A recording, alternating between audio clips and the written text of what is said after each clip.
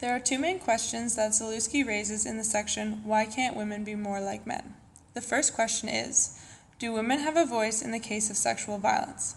Zalewski takes a look at silencing women, particularly in court and in the media. Female victims of rape and sexual violence are often discouraged from testifying in court about their sexual experiences for various reasons. Personal fear of social stigma and public shaming, or external pressures which echo the belief that women's assaulted bodies serve as a greater testament to her experiences than her voice, or that the emotional aspect of a woman's testimony takes away from the objectivity of the case. The media places a special emphasis on the woman's body.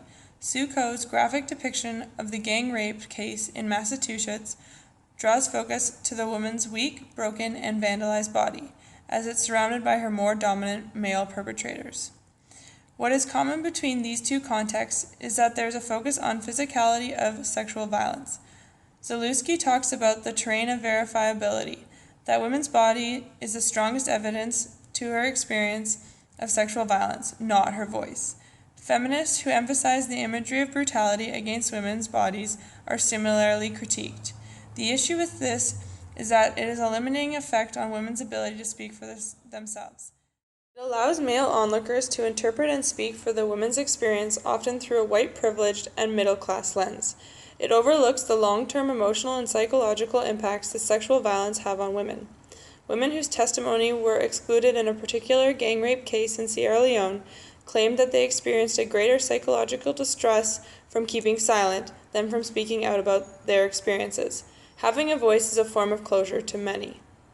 In Search for a Solution, Zalewski argues that what these women need is representation.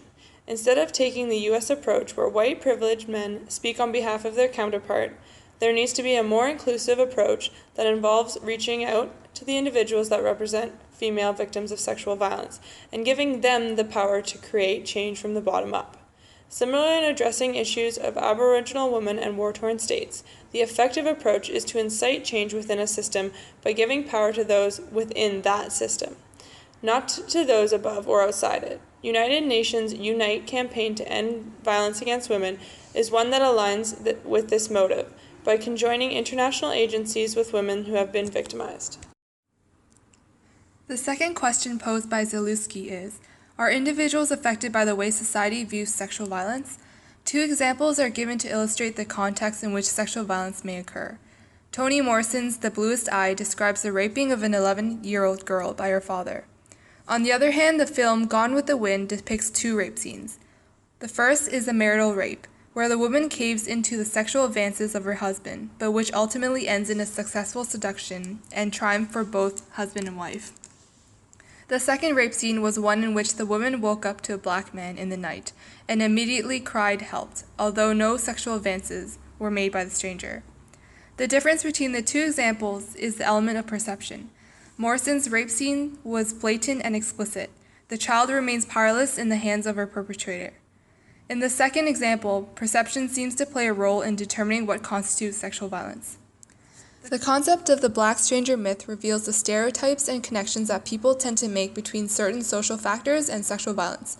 While the majority of sexual violence cases involves a perpetrator with whom the victim is familiar, the pervasiveness of the black stranger concept seems to be supported by studies conducted by Frameworks and Anderson. Respondents in a survey tended to view the predators as men of color that have a poor upbringing, economic status, and educational background.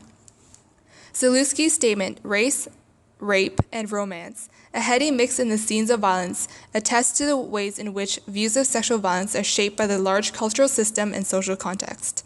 In addition to these stereotypes, perceptions of what constituted a rape also remains the construct of society, one that has changed over time. Legal criteria expanded from exclusively vaginal penetration in 1970 to criteria that included non-consensual sex acts and sexual harassment in 2009. Prior to 1983, rape was considered an offense only outside of marriage. Therefore, the act of rape itself, what constitutes rape, and the meaning behind it are prescribed within a particular social context. Ideas of sexual violence are perpetuated by the men and women who are subjected to the societal views and norms. As Zalewski concludes, rape shows the victims that the world is not as it seems. In other words, the way the victim perceives rape reflects the way society views rape. Overall, there are two contradictory arguments that Zalewski presents. First, she argues that women should be given a voice to testify about their experiences. However, she then argues that women's testaments may be subject to the societal norms and misperceptions of sexual violence. Our final question then is, how do we and can we differentiate between how much the voices of women reflect their own personal individual experiences and how much they reflect societal norms? Societal norms affect the way we understand sexual violence, which contributes to our perception of experiences. Therefore, in order to change this cycle, there needs to be more inclusion and representation for women on all levels of society.